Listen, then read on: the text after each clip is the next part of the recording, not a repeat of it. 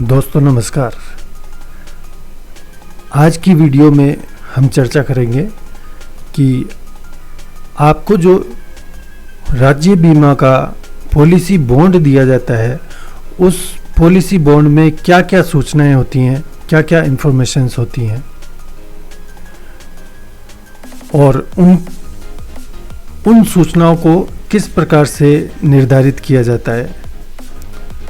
तो आइए देखते हैं कि आपकी पॉलिसी बॉन्ड में क्या क्या सूचनाएं होती हैं। तो देखिए, आपके पॉलिसी बॉन्ड के ऊपर के पार्ट में कुछ सूचनाएं होती हैं कि जो जनरल डिटेल्स होती हैं, जिसमें पॉलिसी नंबर होता है, कर्मचारी का नाम होता है, फादर नेम होता है, डेट ऑफ बर्थ होती है, एड्रेस होता है। ये डिटेल कर्मचारी के संदर्भ में एक उसकी जनरल डिटेल है। पॉलिसी कितनी अमाउंट की है, कितने बीमा धन की है, ये डिटेल आपको पॉलिसी बॉन्ड के नीचे की तरफ लिखी हुई दिखाई देती है। तो आइए देखते हैं कि नीचे की ओर जो सूचनाएं दिखाई देती हैं वो क्या होती हैं। नीचे आपको जो एक रो में सूचनाएं दिखाई देती हैं उसमें डेट ऑफ रिस्क यानी जोखिम तिथि होती है, आयु होती है, सम अश्योर्ड यानी बीमा धन होता है, डेट ऑफ मैच्योरिटी होती है, डेट ऑफ लास्ट प्रीमियम होता है और एंडोमेंट एज होती है। और ये सारी डिटेल आपकी कॉन्ट्रैक्ट डिटेल कहलाती है। ये कॉन्ट्रैक्ट डिटेल बीमा प्रथम पॉलिसी जो होती है, यानी कि फर्स्ट टाइम जो पॉलिसी इशू की जाती है उसके अंदर भी होती है, और उसके बाद में जब जब आपका प्रीमियम बढ़ाया जाता है तो जो बढ़ा हुआ प्रीमियम है उसके लिए अलग से कॉन्ट्रैक्ट डिटेल बनाया जाता है, जिसको कि फर्दर कॉन्ट्रैक्ट कहते हैं। उसके लिए आपको अगर आपकी यूजुअल प्रीमियम से ज़्यादा प्रीमियम आप कटवाते हैं तो आपको फर्दर डिक्लेरेशन फॉर्म भी भरना पड़ता है। फर्दर डिक्लेरेशन जो फर्दर कॉन्ट्रैक्ट है उसके लिए आपको पॉलिसी बॉन्ड नहीं दिया जाता है, बल्कि उसको बीमा विभाग में ही उसकी गणना की जाती है और आपकी फाइल के ऊपर उसकी एंट्री की जाती है। जितनी बार भी आपका प्रीमियम बढ़ता है उसका एक नया फर्दर इशू होता है और वो फर्दर कॉन्ट्रैक्ट आपकी इंश्योरेंस की फाइल के ऊपर एंटर होता है। तो फर्दर कॉन्ट्रैक्ट की जो सूचनाएं पॉलिसी बॉन्ड पर दी हुई होती हैं उनके बारे में एक एक करके उनके बारे में जानते हैं। तो देखिए, आपके इसमें डेट ऑफ रिस्क होती है।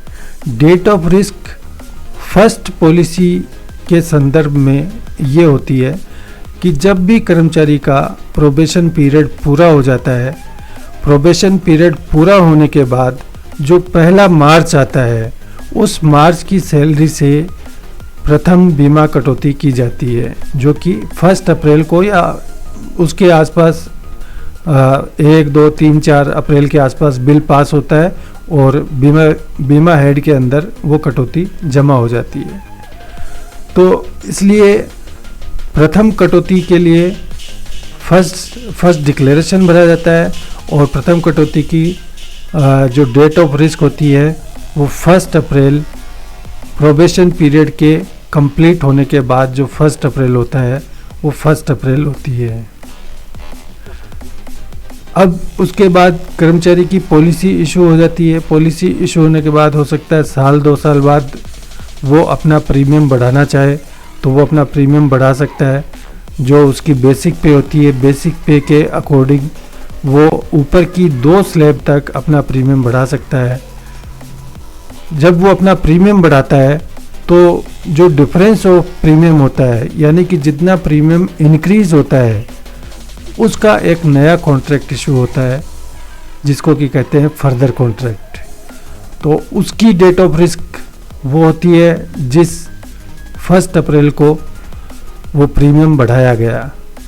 तो ये था आपके पॉलिसी बॉन्ड में डेट ऑफ रिस्क क्या होता है। अब आइए देखते हैं, उसमें एक फील्ड होता है एज का। एज क्या होती है? एज राज्य बीमा की पॉलिसी के अंदर हमेशा इस प्रकार से कैलकुलेट की जाती है कि जो डेट ऑफ रिस्क आपका होता है, जिस डेट ऑफ रिस्क को या तो प्रथम आपकी कटौती हुई या फिर आपकी कटौती में इंक्रीज हुआ, उस डेट ऑफ रिस्क के बाद में जो आपकी बर्थडे आएगी, उस बर्थडे को आपकी एज क्या होगी, वो एज उसमें ली जाती है।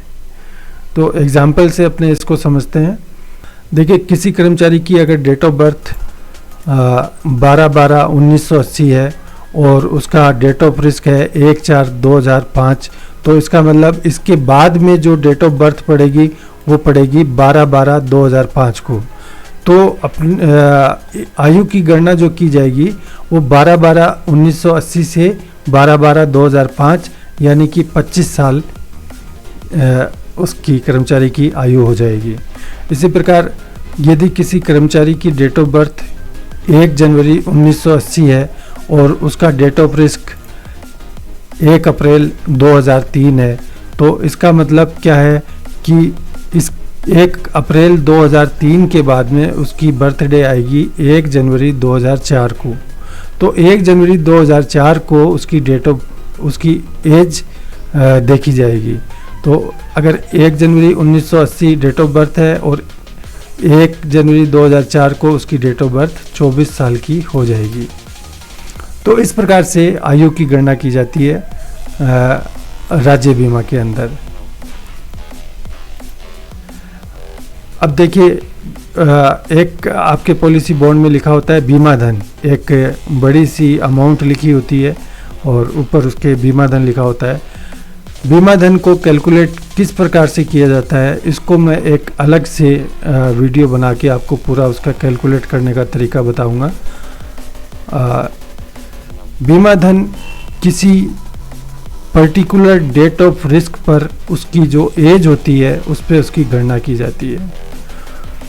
जो बीमा धन आपके पॉलिसी बॉन्ड में लिखा होता है वो बीमा धन वो होता है कि अगर पॉलिसी पूरी तरह से मैच्योर होगी तो मैच्योर होने पर आपको वो अमाउंट मिलेगी, प्लस उसके ऊपर जितनी भी तरह के बोनस बनते हैं वो बोनस एक्स्ट्रा मिलेंगे। एक इसमें ये है कि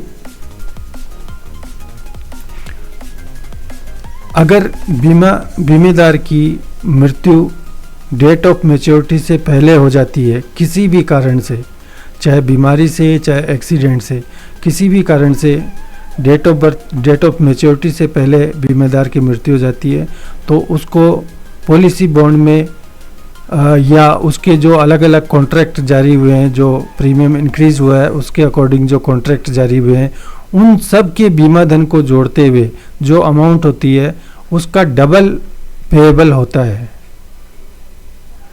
डेथ के केस में। तीसरा यह है कि अगर कर्मचारी अपनी सेवानिवृत्ति से पहले या पॉलिसी के मैच्योर होने से पहले ही अपनी सरकारी सेवा को छोड़ देता है, चाहे वो रिजाइन दे चाहे वो स्वैच्छिक सेवानिवृत्ति ले, किसी भी कारण से उसने अपनी सर्विस को छोड़ दिया, तो इस बीमा धन की सरेंडर वैल्यू ही मिलती है, जो बीमा धन पॉलिसी बॉन्ड में लिखा है और इसके अलावा जो अलग अलग समय पर प्रीमियम को इंक्रीज करने से बीमा धन बना है, उन सब बीमा धन को जोड़ते हुए उनकी जो सरेंडर वैल्यू होती है केवल वो ही पेएबल होती है।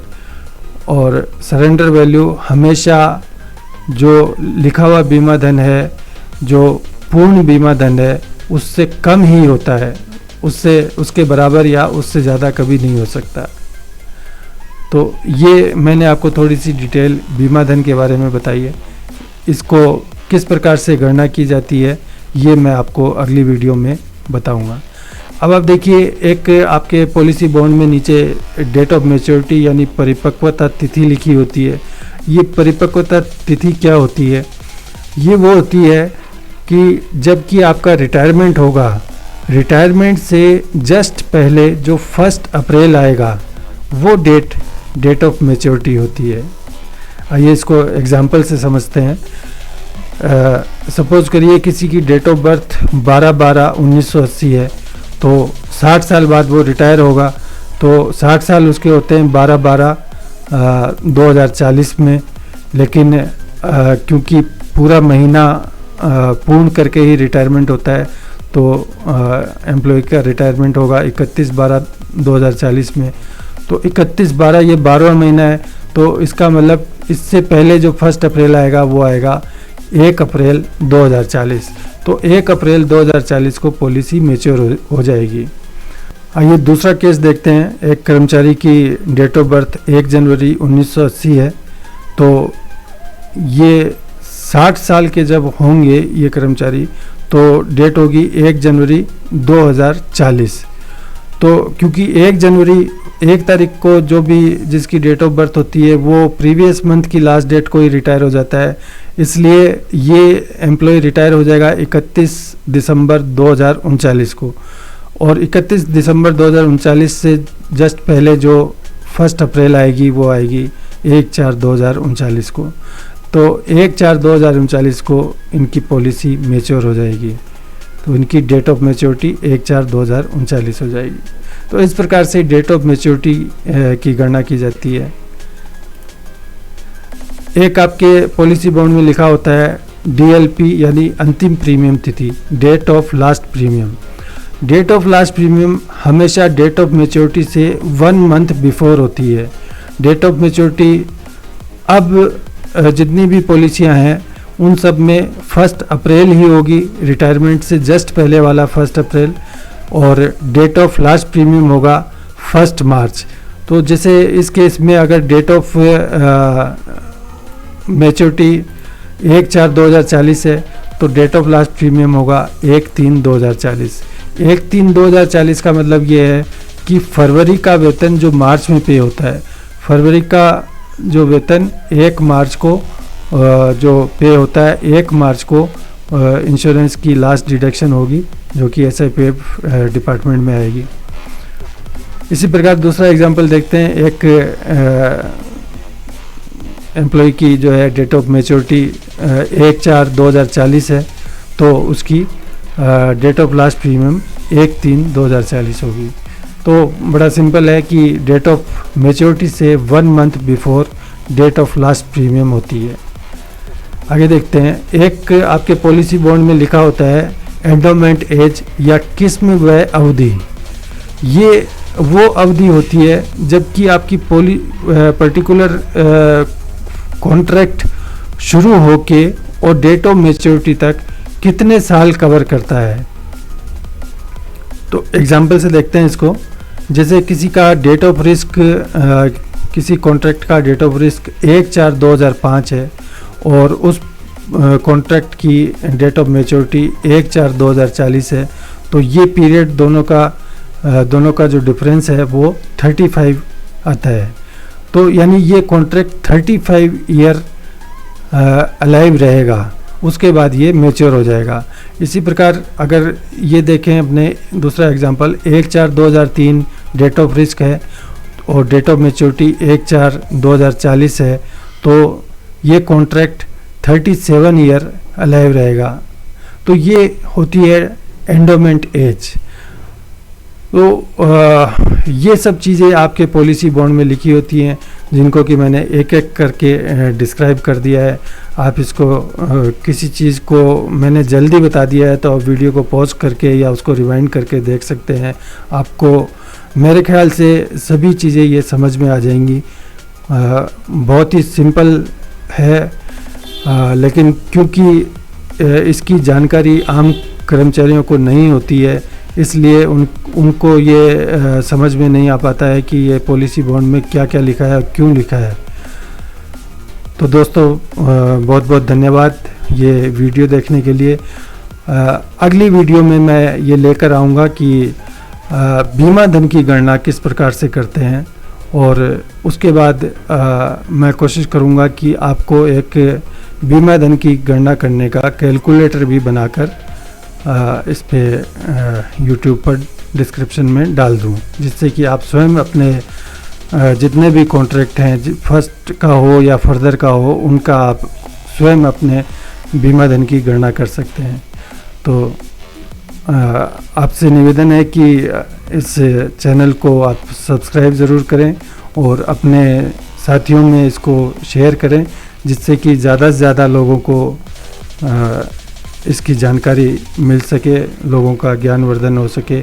क्योंकि कर्मचारियों के लिए जीपीएफ बीमा, एनपीएस ये स्कीम ऐसी हैं कि उनकी जब सेवा शुरू होती है, सेवा शुरू होने के बाद लगभग 30-35 साल तक उनका इसके साथ रहता है। और जब एम्प्लॉय रिटायर होके जाता है तो उसके पास और कुछ भी नहीं बचता है। यही एक पूंजी होती है जो कि उसके रिटायरमेंट के बाद, उसके वृद्ध होने के बाद उसके काम आती है। तो इसलिए ये ज़रूरी है कि आप सभी लोगों को इसके बारे में पूरी तरह जानकारी होनी चाहिए। Thank you very much. फिर मिलेंगे अगली वीडियो में।